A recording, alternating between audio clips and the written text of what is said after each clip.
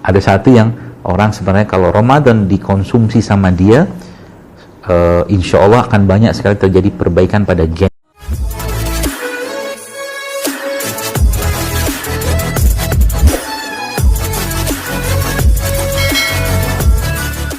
Terus apa yang harus kita konsumsi ya, atau mungkin apa yang harus kita perbaiki saat Ramadan itu ya, terutama makanan ya. Kalau boleh saya katakan, kembalilah ke bagaimana kita nanti coba dibaca badan kita itu isinya apa sih, ada vitamin, mineral, segala macam, dan isi lambungnya kita itu ya, kalau kita ambil dibuka gitu kan, lambung kita itu ada 19 juta bakteri itu, maka isinya mineralnya sama kayak tanah sebenarnya.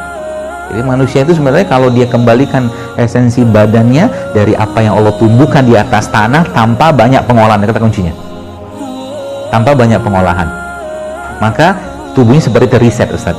Udah digemburkan dengan puasa itu, apalagi Ramadan kayak begini, tambah lagi dengan asam amino. Contohnya apa ya? Kurma, madu ya, itu harusnya menjadi makanan kita di bulan Ramadan tadi, dimulai dari sekarang sebenarnya. Kemudian tambahkan lagi dengan apa? Tambahkan lagi dengan makanan terbaiknya untuk lambung, yaitu apa? Makanan-makanan yang bersifat fermentasi. Ya, contohnya apa?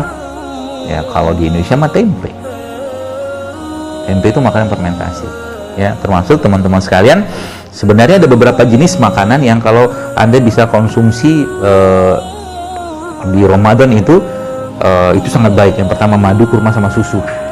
Tapi susunya jangan susu kemasan, harus susu fresh yang tidak ada nutrition fact-nya. Tidak ada fakta nutrisi. Kalau mau makan buah, makanlah buah yang tidak ada tulisan kandungan gizinya. Paham maksudnya? Jangan kemasan gitu kan. Itu ya. Kalau udah di kemasan udah repot deh. Ya. Pasti banyak yang hilang. Ya, makanan fermented atau makanan yang fermentasi, tempe ya, seperti itu salah satu contohnya. Atau ya beberapa ilmuwan atau mungkin guru-guru saya mengatakan madu pun termasuk makanan atau minuman yang udah fermentasi. Termasuk ada satu yang orang sebenarnya kalau Ramadan dikonsumsi sama dia, insya Allah akan banyak sekali terjadi perbaikan pada gennya, yaitu apa Ustaz? Air kelapa. Air kelapa. Air kelapa itu, kenapa air kelapa itu dilindungi sama Allah? Kenapa lindung? Coba lihat air kelapa tuh. Kalau kita tadabur air kelapa, ada seratnya, apa sabuknya itu kan, apa namanya? Sabuknya kelapa itu. Di dalam tuh ada lagi nanti cangkangnya, ada kulit lagi, bau di dalamnya ada airnya. Dilindungi banget sama Allah. Sebab apa? Kalau nggak dilindungi, kena oksigen sebentar langsung oksidasi dan langsung fermentasi. Makanya air kelapa itu kapan waktu terbaiknya diminum?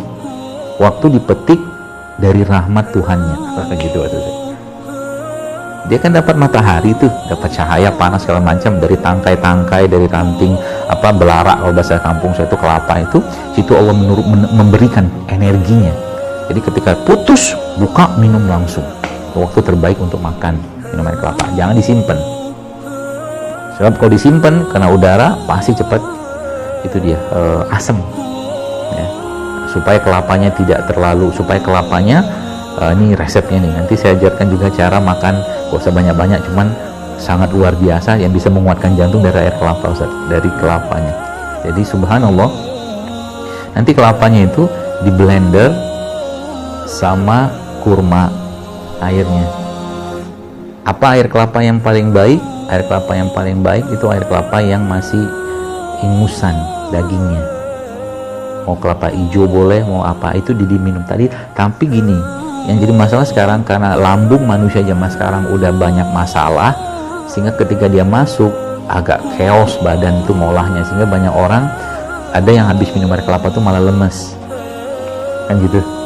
Kata kuncinya apa? Kasih mineral untuk menyeimbangkan. Dari mana mineral tadi? Dari garam. Tapi jangan pakai garam refinasi, garam laut atau garam apalah, pokoknya apapun mereka, tapi garam mineral ya, garam mineral. Sekarang lagi keren kan garam Himalaya apa segala macam, sea salt segala macam, itu saya banyak garam seperti itu.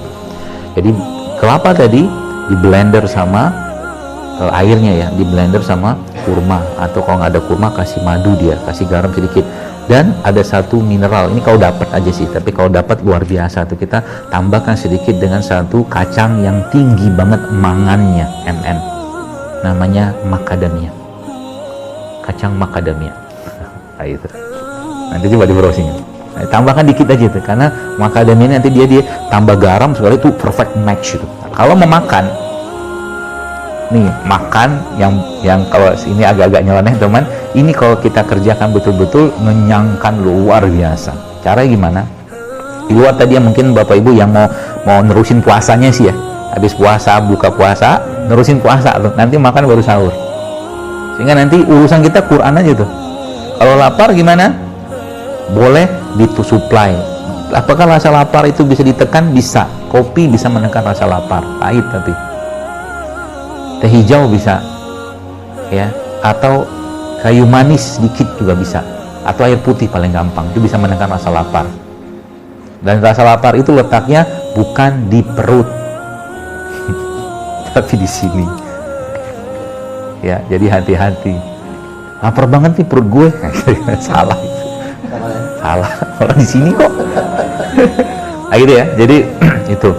Nah, caranya gimana? Nih saya ajarin caranya. Nanti Bapak Ibu sekalian cari beras organik gitu ya, beras putih boleh, beras coklat boleh, merah boleh. Pokoknya beras yang kontaminasi dari pestisidanya itu sedikit atau mungkin nggak ada. Putih boleh, kuning boleh. Emang ada beras kuning, bukan kuning, coklat, maaf. Itu mentah Ustaz, dimasukin air, ya, masukin air, dibikin agak-agak lembut sedikit. Setelah dia lembut, di blender, mentah ya, nih bukan nasi ya, beras, air biasa aja, yang penting dilembut untuk kita hancurkan. Lalu setelah dia hancur jadi kayak tepung begitu tuh, kepel-kepelin, terus diapain? Masukin ke santan yang habis dari santan itu, yang dari apa tuh namanya, santan lah, dari kelapa itu kan, kita nggak usah dimasak, santan mentah aja. Sebenarnya nggak mentah sih, sudah matang dari Allah itu. Masukin situ. Nah, modal kita kan kepelan seukuran mungkin telur kampung ya, 2-3 gitu, cemplungin ke situ, kan sudah terlumur dengan santan itu, yang isi beras dari itu. Nah, toppingannya boleh kasih madu. Itu 2 butir itu, 2 saja udah kenyang minta ampun. Tapi yang terjadi apa? Itu makanan yang akan sangat menguatkan jantung. Wah, gitu kan, rasanya kayak begitu.